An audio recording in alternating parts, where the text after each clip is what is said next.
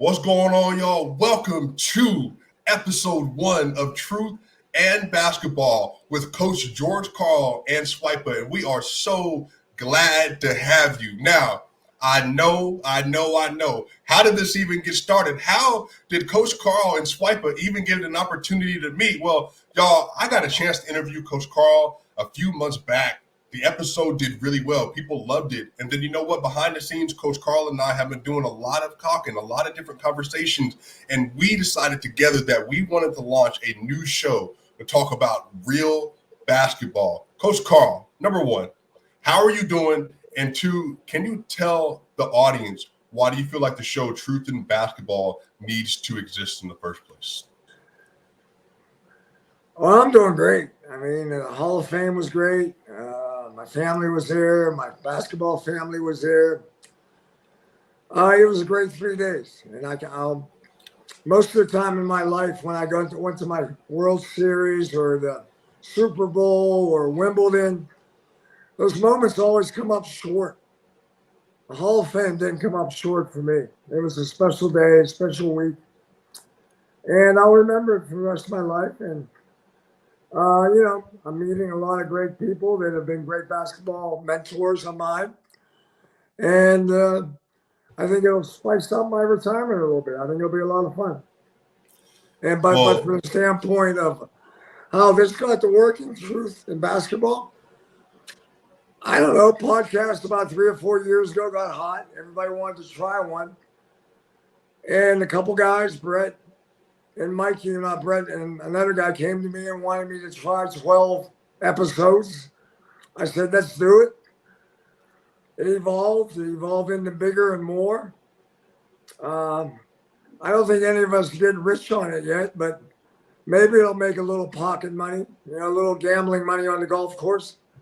But what I think I do well is I tell stories. And I joke now all the time, I'm a storyteller. All I'm going to do is tell you stories that might relate to something that's going on with the Nuggets or some other team. I think right now there's a lot of the way the world is moving so fast that the wisdom of experience is being negated. I look at some of the NBA staffs, I think they're too young. I look at the Broncos. I think they're too young. I think you got to have an old guy on your bench, and I think you got to have some guys that've been there before, that have gone through it. And I know today's generation is different than my generations, but I've been to most situations that come up in basketball. I've gone through it in some way, and probably many times in some way.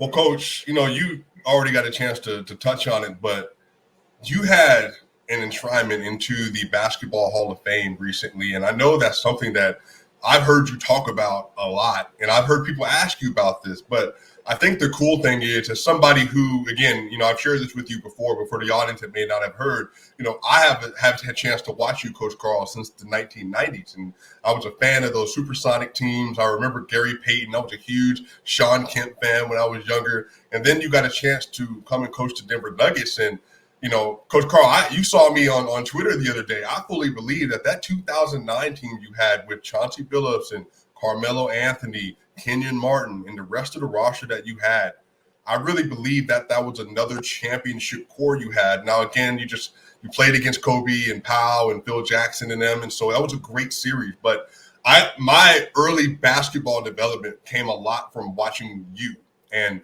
watching what you were doing on the basketball court. So to say that, I'm honored that we get an opportunity to do this, it's an understatement. And on top of that, Coach, you being in the Hall of Fame is something that all of Denver, literally the city of Denver, has been waiting on for years. So, Coach, congratulations for me, and I know congratulations from the rest of the Denver community as well. Well, Denver's probably my favorite stop. Seattle and Denver are the two places I probably enjoyed the most.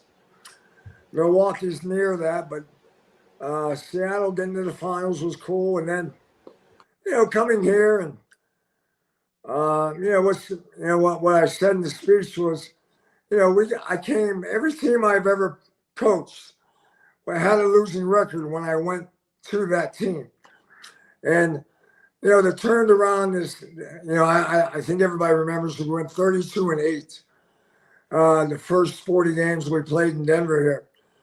That was an amazing run. It didn't carry over into the playoffs, even though I thought we played the Spurs pretty well. My time in Denver has been precious. I raised a girl here that's now in college, and I think she loves Denver. I think Denver's going to be a part of my life the rest of my life. That's amazing, Coach. And, Coach, there's something I got to ask you about. So I saw on Twitter when we were talking about this the other day, people were talking about the Western Conference Final versus the LA Lakers. And so I think a lot of people have had questions even about that series.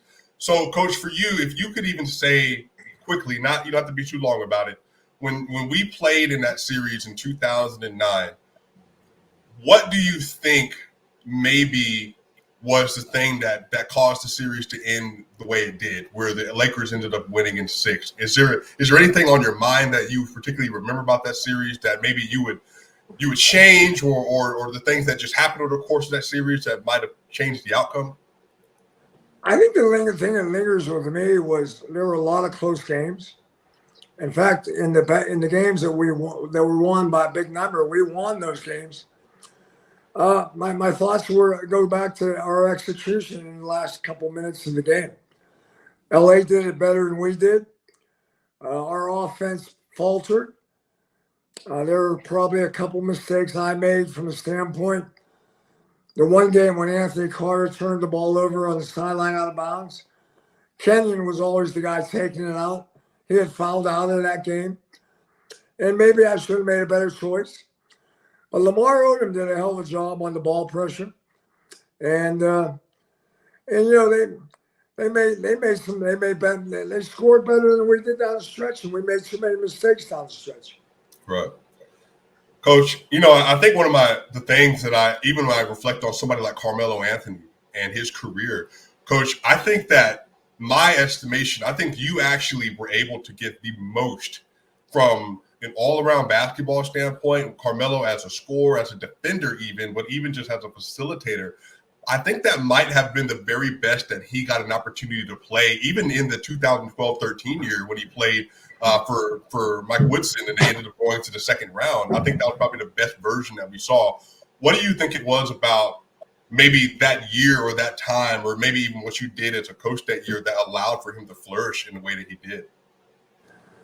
Well, I think I wanted Melo to be more of a complete player. And Melo kind of had a pushback about, I think the best players in the game make people better. And the best players in the game elevate other players to be better within the team. And I thought Melo was too offensive oriented. Melo would be on my top 5 rebounders of all time. I mean, the guy is an unbelievable rebounder, a really, really good rebounder. He's also a very, very good passer. And he knows defense. He just doesn't play it all the time. And so I was pushing him all the time to be more balanced and more involved in being, a great player, just not a great offensive player, but a great basketball player. And, he never rejected that. But I don't think he ever really committed to that either. So we were in that state of compromise. And when you're trying to win a championship, compromise doesn't work. When you're trying to win a championship, it's got to be total commitment. And it's got to be by everybody on the team. And I think because of, my belief, championship teams are based on defense and passing the basketball and making offense powerful because you play together. The weakness of our basketball team would go up and down. Sometimes we played weak basketball. Sometimes we played isolation basketball. And I did that a lot to make Melo happy. But I'm not sure Melo gave us a lot back sometimes. But, in the same way, Melo won a lot of games here for us. a lot of games. And I've never been a negative guy on Melo, other than I wanted more from him. And that's on me a little bit. It's my job to get it out of him. And I'm not saying I was a failure, because I think most people would say what you're saying, that Melo had his best years here in Denver. But in the same sense, I still think he had more to give, and we never got out of him. All right. So, Coach, and then this all relates even to the Hall of Fame enshrinement. If you had to pick, maybe it could be one or two, your favorite team in terms of the year, just the chemistry, the roster, everything. Do you have a favorite year that sticks out for you that you got a chance to coach? And it could have been a really successful season where you made the final, or a team that didn't even make the playoffs. Is there a year in particular that stands out for maybe your favorite as a coach? Well, making the finals is probably the best one. I mean, people forget that we swept the Houston Rockets, who won the championship the year before. And we played Utah, a hell of a playoff series, a 7-game series. And then, we lost to Michael. And what's funny is we lost that series a lot because of our travel. We lost game 3 because we didn't get to bed till 6 o'clock in the morning. On Friday, we played Friday in Chicago, flew home at night, hit a snowstorm in Billings, had to stop. And then we got home like at 6 in the morning, had to practice the next day. Or whatever, load management blew us all out. We were all in trouble. We were tired. We played awful in game 3. We got the momentum going in game 4. I think if we got that momentum going in game 3, it might have been a 7-game series. So, Coach, for you then, because, I hear you talk a lot about, especially role players, and you even said that you think a championship team is based on defense and passing, which I think about the Golden State Warriors when I hear that. Great defensive team, high-level passing, high assist percentage.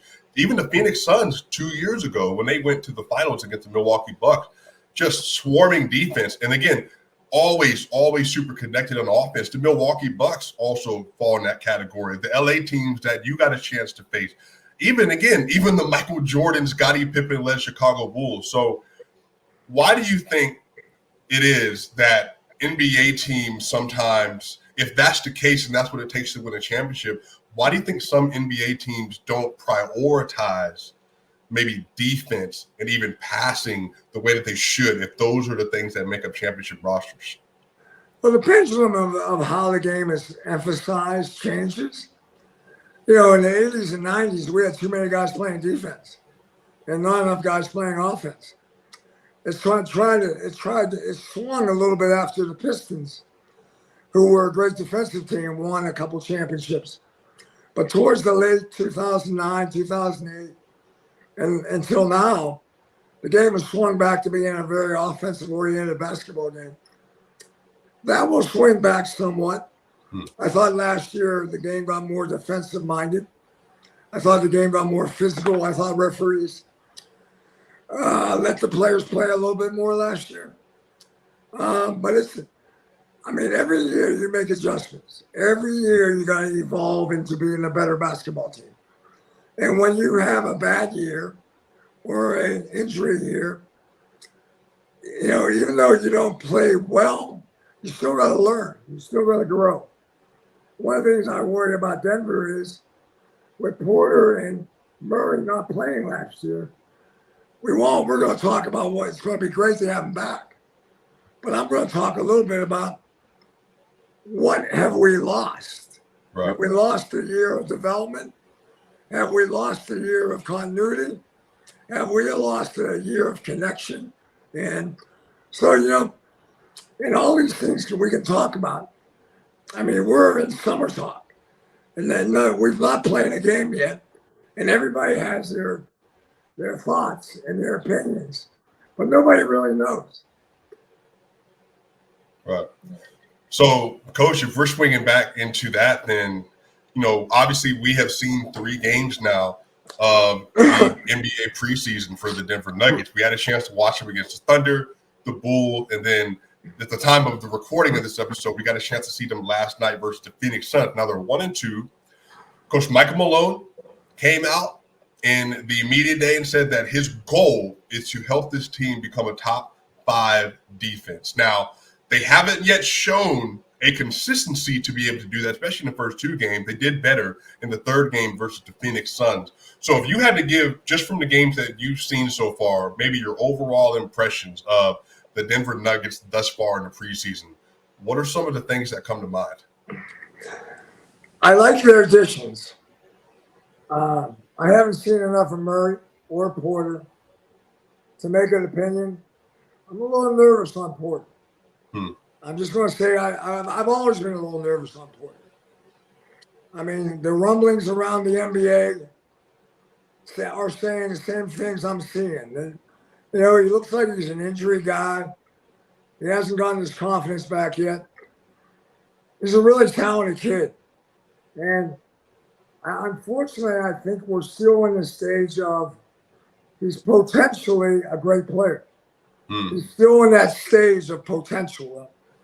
He has not evolved into I'm not sure what consistency is.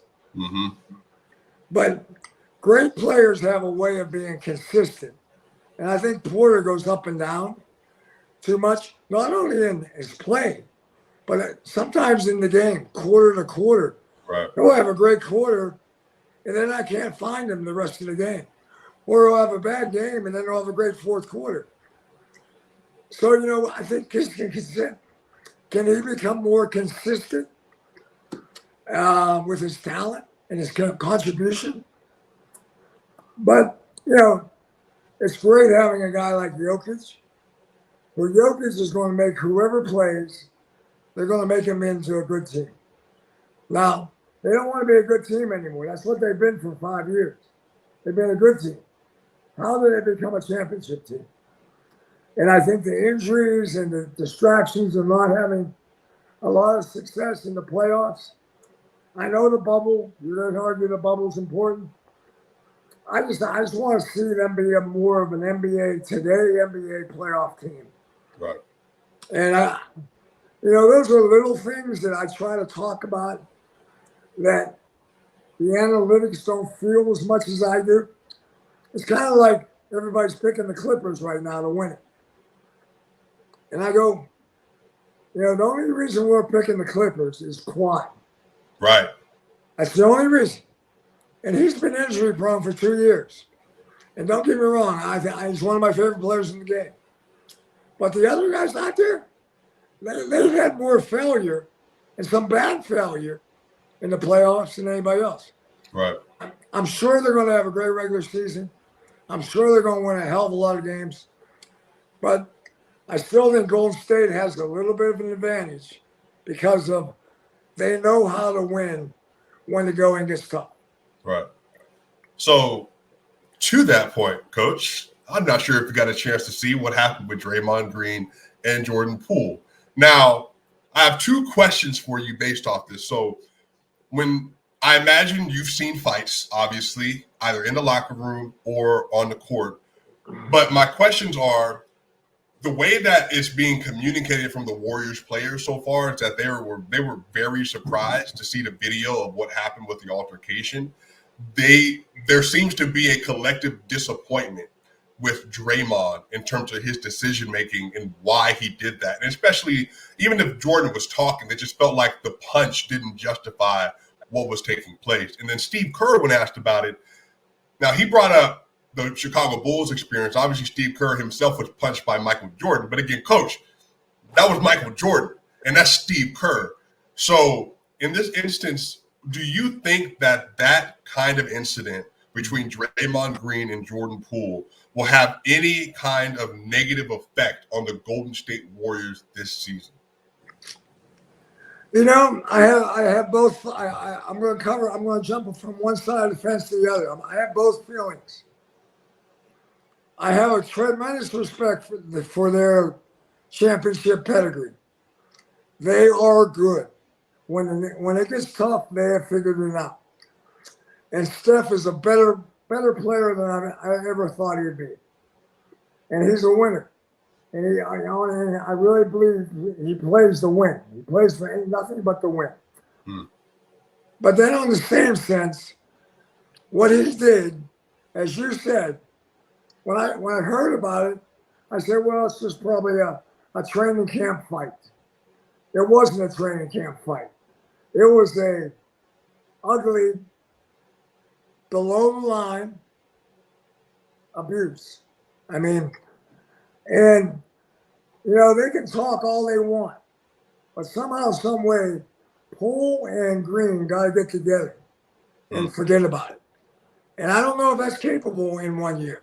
It might be capable over 2 or 3 years, but I just think that because every city they go into, guess what they're going to talk about? They're going to talk about the punch. And that will last at least 30 games into the season. And that negative energy just grows and it festers. Wow. And because of that, I'm a little pessimistic about them becoming that championship pedigree. And I don't know if it's good right now that Poole and Green are both on the last year of their deals. I think they're both on the last year of their deals. They are. Yeah, so true, Draymond has basically 2 years left, but he wants a new contract. And Poole, he's up for a deal. Well, the energy of new contracts are negative. Right. The energy in the locker room when you have contract talk all over your locker room, it becomes negative energy.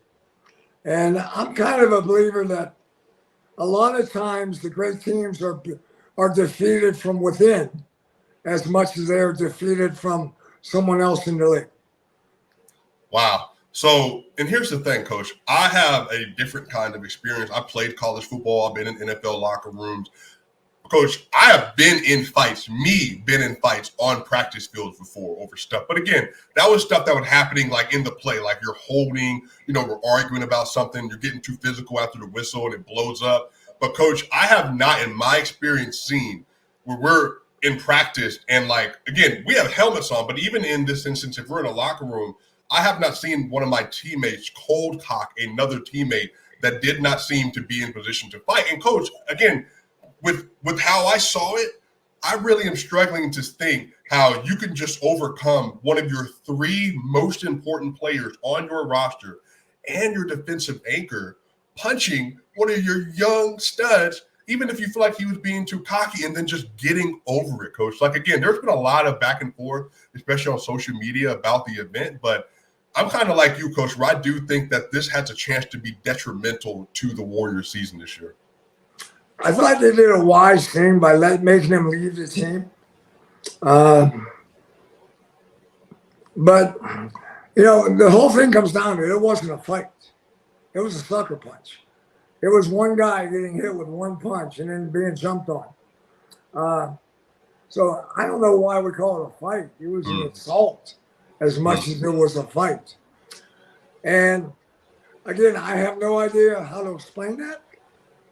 I mean, most of the fights in basketball, usually everybody's kind of squaring off and throwing and flaring. Right. And within 20 seconds, it's broken up. But that was more like a dominant. I mean, Draymond, I thought his apology was really first class. But it's still something they're going to have to work out. And I'm not a big believer that words work it out as much as actions. And so because of that, I think it might take some time. And, Coach, do you have any reference point? Have you seen anything like that happen with one of your teams in all the years that you coach? Oh, there are times in training camp I like fights. Mm-hmm. In training camp, when I wanted to get something going, I like guys getting into the elbow asshole game. Right. And I would say most training camps I was in, there was a fight or two. But it was both guys fighting. That was more of a dominant, personality dominating and trash talking and turning into a sucker punch. Right. And I love Draymond. I hope Draymond figures it out. I hope Draymond gets what he wants. I think he's great for the league. I like how he talks his words. I think are words of wisdom. But this made me sad a little bit. Right. Well, Coach, again, we talked about this like offline before, but this kind of goes back into the Denver Nuggets conversation in the Western Conference because right now the Phoenix Suns, Coach, the Robert Sarver stuff, the stuff that happened with DeAndre Ayton saying he hadn't spoken to Coach Monty Williams the entire summer, the contract dispute that they were having, the Patriots offering him a deal, and the Suns matching. Jay Crowder once out of that situation. Then Chris Paul, seemingly aging and turning 37.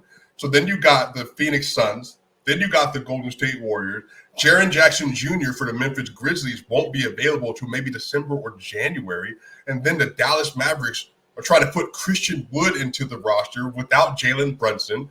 Coach, and then now the Timberwolves have a brand new player in Rudy Gobert next to Karl Anthony Towns and Anthony Edwards. Now, it feels to me that the Western Conference is more wide open than it's been in years, and especially if you add the LA Clippers in here, where they're like, hey, John Wall, come and revitalize your career here. Paul George, Kawhi Leonard, stay healthy and make it work with the rest of this roster. Are you of the mindset that the Western Conference for the Denver Nuggets especially could be more winnable than it's been in previous years? It's all summer talk right now. It's to be determined. I love anybody. I mean, I want Denver to win it all. I want what the Avalanche did for the Nuggets. And that would be a great celebration here in Denver. I want to see some games. Maybe 10, maybe 20 games into the season, I'll feel better with what I'm going to say.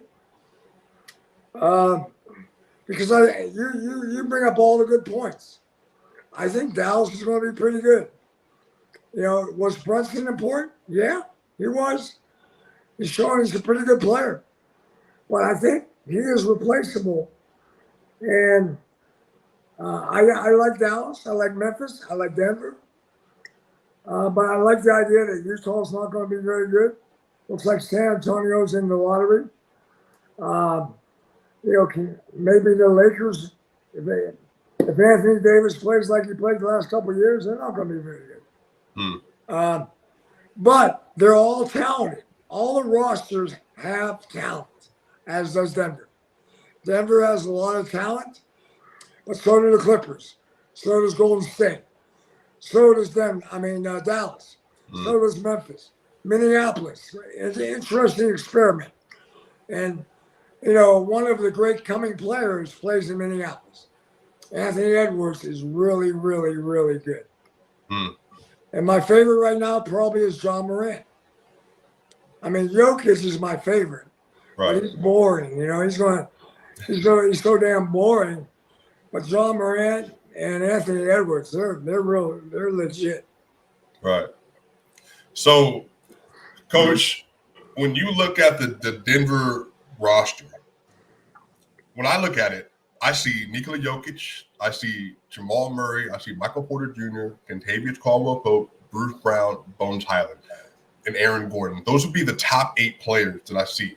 If I evaluate them, plus coaching, Coach, I've been relatively high on Coach Michael Malone for years. I think that he's been a solidified top 6 or 7 coach the last several years. I mean, he won more than anyone in the Western Conference over the last 4 seasons. He has battled through injuries time and time and time again. And again, people have the complaints about him, but he's done very well. He's been more successful than almost anyone, but he's never really gotten like Coach of the Year looks before. And I think that maybe this could be one of the years that he does get him. So I think the roster comparatively is good, but I do think that the defensive questions around it are legit because Nikola Jokic is not a good rim protector. He needs to grow.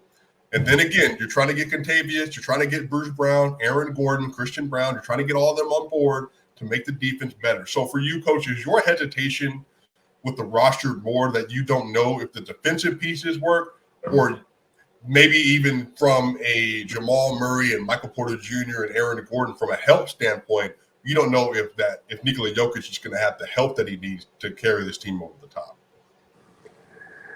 Well, my hope is that I hope that Jamal Murray has an all-star year. Because I think Jokic wants someone else to be his Robin. He doesn't want to be Batman every night. Right. He wants to be Michael Jordan. He wants to give it to someone else. But the defensive challenge is if they start only one good, well, Gordon's a good defender. Pope has a history of being a good defender. I personally might start a Bruce Brown instead of Porter Jr. and bring Porter Jr. off the bench. And I just think that would give you more balance of your first team has good defense. Bones is not a great defender. I mean, Jamal was a decent defender, but not his forte. My whole thing comes down to is how you balance to where you're good offensively and good defensively all the time. Mm-hmm. If you start all offense, you're probably not going to be great defensively. If it's Porter, Gordon, and the roster that everybody says is going to be. But I like Bruce Brown because he's tough.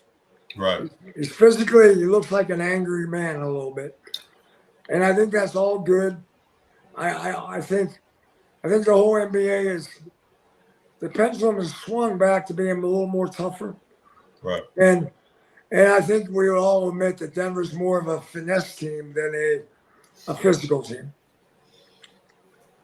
Yeah, I think the thing is Denver is a very gritty team in that they don't believe that they're ever out. Like the way they play the last 3 or 4 years, and especially in the playoffs, like they never just lose series like because they quit or because they don't want to step up to the moment. Like last year, even the last 3 games of the Golden State series, they were all single-digit games and all winnable games. I mean, Jokic, averaged 35, 15, and 6 on 73% true shooting for the last 3 games. And, maybe if he had some more help, then the series turns out a little bit differently.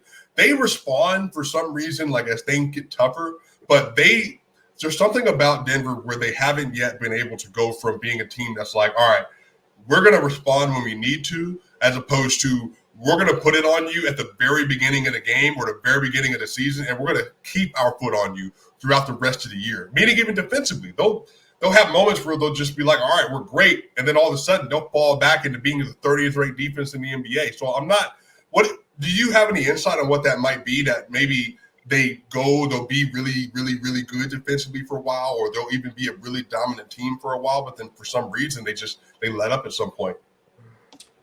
Well, I think a lot of times in the NBA, what you fall into, what you're kind of defining, is when you play bad teams, it's easier to be a good defensive team.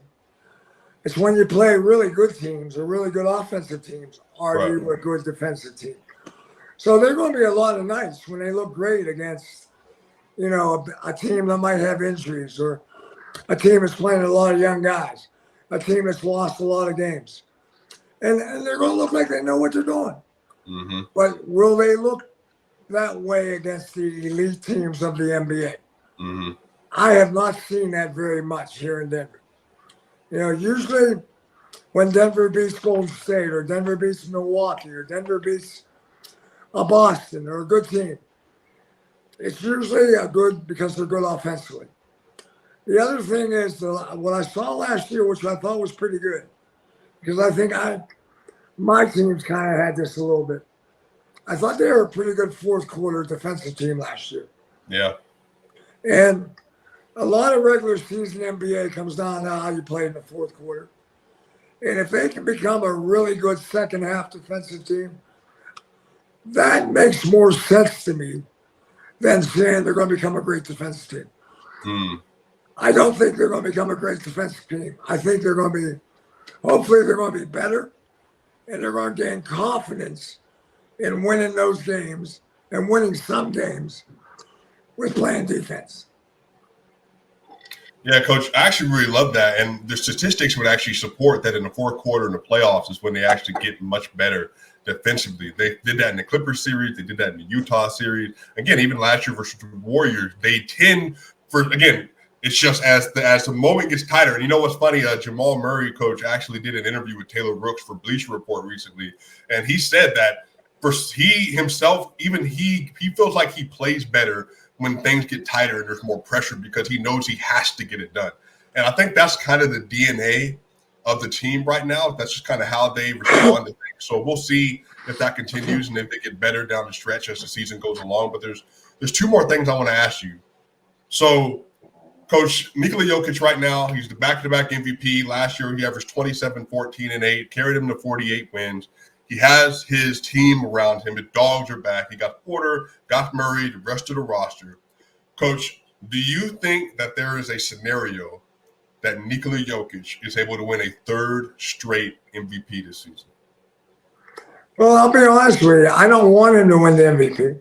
I want someone else to come in and make him, instead of being the only stud, I want him to get some rest. Where the personality will evolve into a bigger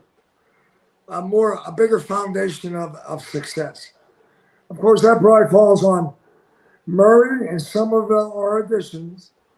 You know, I think Pope and Brown are going to be two guys I'm going to be really interested in.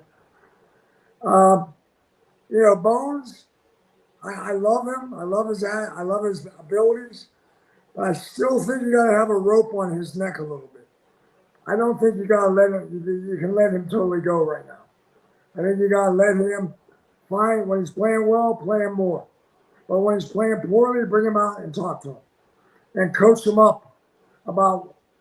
We not only need you to be a really good player, we need you to be a pedigree, winning the playoff player. And that growth, I think I believe it takes time. So how do we speed that growth up? Playing with Jokic helps that. Because Jokic plays playoff basketball every night. And so I'm not sure I really want Jokic to win the MVP. Right. And I'll be honest with you, I don't think the NBA wants him to win the MVP. There's too many other guys out there that they're going to want to put the spotlight on. And Jokic doesn't like the spotlight. He doesn't want the spotlight. Right. All right, Coach. So final question, and this one has nothing to do with current NBA players and or has to do with the Denver Nuggets. But, Coach, I'm not sure if you've seen Victor Wembanyama. He just played in the Summer League. Or not Summer League. He just played against the G League and all that. And there has been a lot of conversations about him. And people have been coming out, Coach, saying, not me, I didn't say this. So, again, I didn't say this, but people have been coming out saying he might be the best basketball prospect that we've seen, period. People even have him in front of LeBron James. So, Coach, what are your initial impressions on what you've seen from Victor Wembanyama? And for you, do you think that he has a comp that you've seen through the course of NBA history? Really, really good. I can't deny he's in that class of Kobe and LeBron and a little bit of Shaq. I mean, they're Ralph Sampson. Ralph Sampson was that way when he was in college, where you knew how good he was going to be. Like when I first saw Magic, my scouting report on Magic, I said no brainer. He's going to be a hell of a player. You don't have to say anything else. So there are guys like that that come along. But the best ever, I mean, it's the soul. I mean, the best ever has got to win championships. I worry about, is the game going to help him win a championship, or is the game going to continue to go away from the big man? I know he plays on the perimeter, and I know he's good out there. But there's some things about big guys that they take time to unfold. And I'm not going to give him the best ever.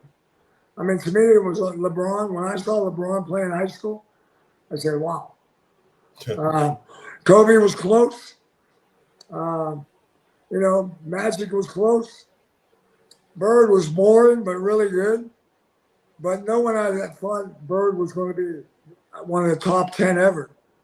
I don't think many people said that. So, again, it's all speculation, summer talk, potential versus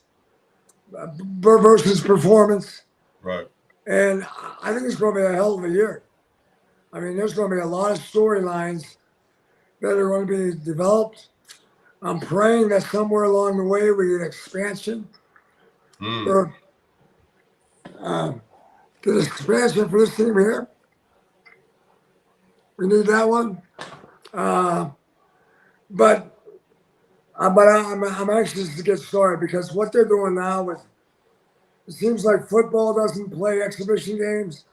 And I think basketball is drawn back from really playing really good the exhibition games have been kind of sloppy. Well, Coach, I know that LeBron James was advocating that he wants to be one of the first player owner, and he wants to be an owner for a Las Vegas team. And I know that they're also talking about putting a team back in Seattle. So maybe the next few years we get 2 more NBA franchises again. I know Seattle deserves to have a basketball team. They love the Sonics, and so obviously we'll see what happens from there. But Coach, here's the good news, Coach. This is only episode 1. We got plenty of conversations for the year. We didn't even wrestle today. Damn. I thought you'd bring a good argument to shoot along with you. Well, look, Coach, I got the analytics. I got the numbers. I think that Jokic could win a 3rd straight MVP. I think that the Denver Nuggets have the roster to win an NBA championship if they're healthy this year. So trust me, we're going to have a lot to argue about as the year goes on.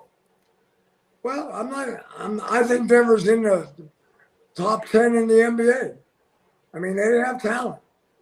But how is that talent going to come together? Are they going to figure out their weaknesses? Are their injuries not going to be a problem?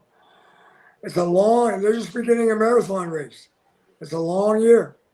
It's going to be fun to be on the ride. Right. Well, y'all, make sure y'all hit the subscribe button. If you like what you see, share. Truth in Basketball with Coach Karl and Swipa. We're going to be here. Great content all year. You're going to be able to talk about the Denver Nuggets, the NBA, players coming into the league. We're going to have so much to talk about. You're going to get a chance to hear from a Hall of Fame coach and Coach George Karl, and obviously your boy, Swipa Cam, y'all. So go ahead, hit the subscribe button, hit the like button, and we will see y'all soon. Let's go.